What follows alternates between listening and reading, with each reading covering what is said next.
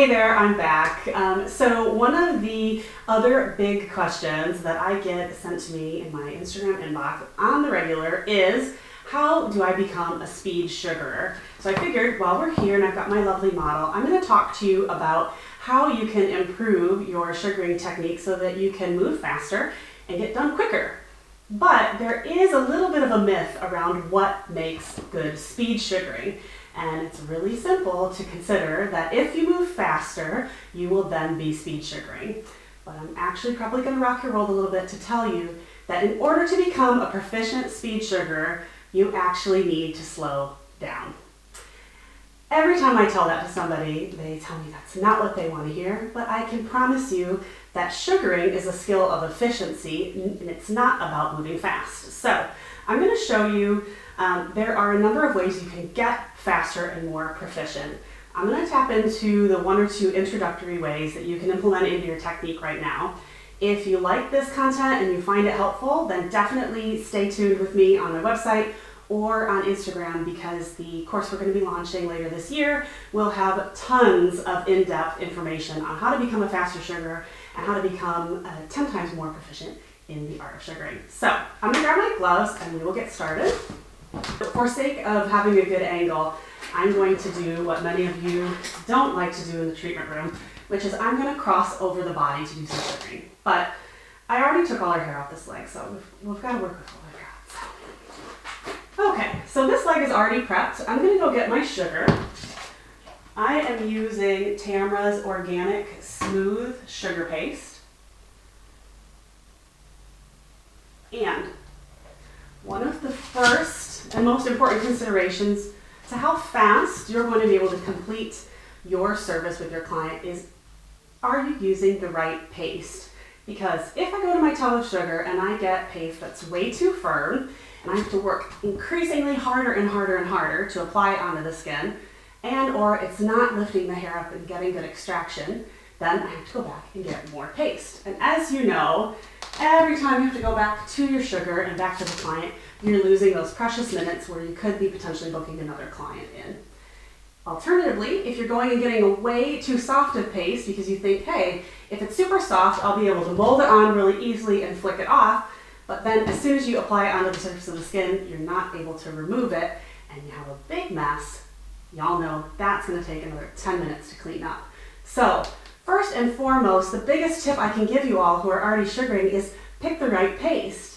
And the only way you're going to know if you have the right paste is by practicing.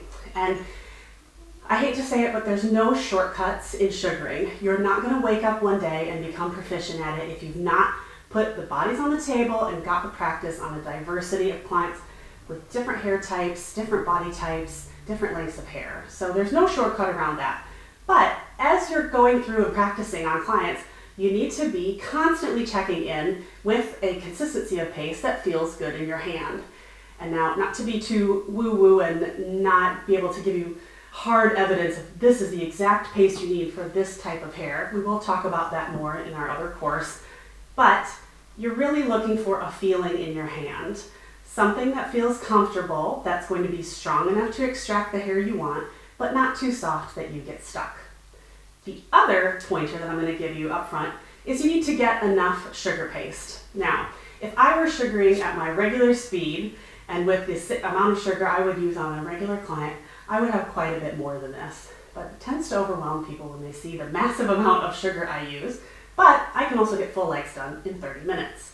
So if you're not using this much paste or more for a set of full legs, you're really skimping a little bit. And I completely understand the desire to want to be economical with your product, but when you start looking at the clock and you realize I've run over by 30 minutes because I haven't got enough product in my hand, you have to kind of weigh the difference between product usage and what your time is worth. So we've picked the right paste and we've got the right quantity. Now I'm going to show you first off on this leg here. I'm going to show you on this leg, which I've already sugared, so that I don't cause any discomfort to my client. The typical hand position that I see when I do technique reviews. So just to give you a context, a technique review, I work with sugars internationally who submit videos and I will review the technique and give them actionable feedback. 99% of the videos I see have this hand position for their application. Okay? So you can see there's no bend in my knuckles, and I'm also on my 2 longest fingers here, just like this, okay? Now, I understand why, for the most part, most people have been sugaring this way, because traditionally, this is how a lot of sugaring has been taught. Let me not make a huge mess on my client here. But this skinny strip is not going to get you very far when you actually start to need to cover larger areas of the body so you can move a bit faster. You've got to get into a better hand positioning so you can spread the fingers a bit and you can apply the sugar in a wider strip.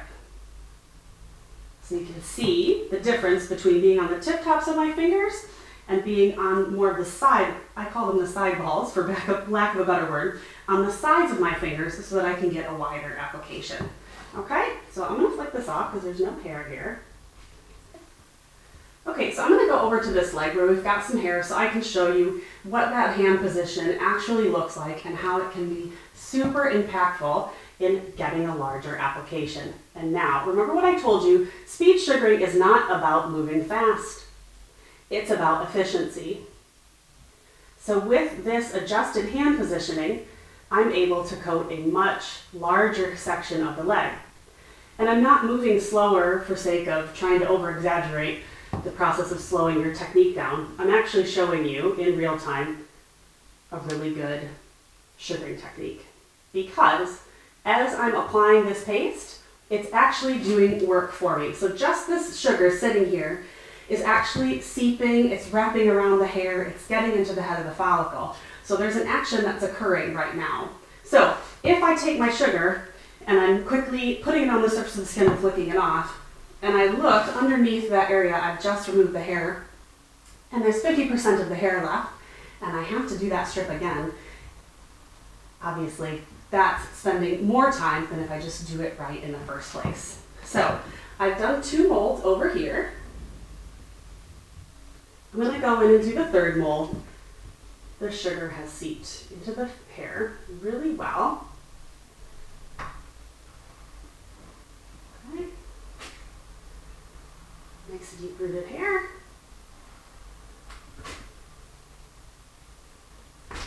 There we go. Okay, so 1 slower strip with good application, wide application, and the proper hand positioning and pressure. I've got a very large chunk of the leg that doesn't have any hair on it anymore. It has 1, 2, 3 hairs. Now, speed-wise, this is a trap where we often get caught at, is that you see these hairs and you just can't help yourself and you start to go back in and do 1 finger flicks all over the place. What you need to be doing, and trust me because I've tested this against the clock on numerous occasions, is you just need to move on, okay? You need to pick another area and do that same application that you just did. The last thing you want to have happen is you've been obsessing over 4 short hairs and you suddenly look at the clock and you realize that you have 15 minutes left to do the backs of your client's full legs. How do I know this? I've done it so many times. So, I'm getting good adherence. I'm standing the hair up, wrapping the sugar around the hair. I'm letting the sugar do the work. Nice sharp flick, and moving on. Okay, now I've got almost the entire front of 1 leg done in 2 strips. I've got the ankle, which is its own region, which we've talked about in some other videos, and the knee. So if I replicate that on the back, we're looking at getting the legs done, bottom of the legs done in 15 minutes or so. So speed sugaring is about efficiency. It's not about speed. So if you're really trying hard or you're working at a sugaring studio where you've been tasked to get your Brazilians down to under 30 minutes or get your legs under an hour, think about efficiency. It's not about moving quicker. It's about doing it right the first time so you don't have to double back. So I hope that's a bit helpful for you if you're trying to improve your speed. Stay tuned on the website and on Instagram so that we can keep you informed on the course launch. which will be coming later this year. And you'll be part of a cohort of other really successful sugarers who are wanting to learn how to step up their game and to become more efficient at their technique. Thanks.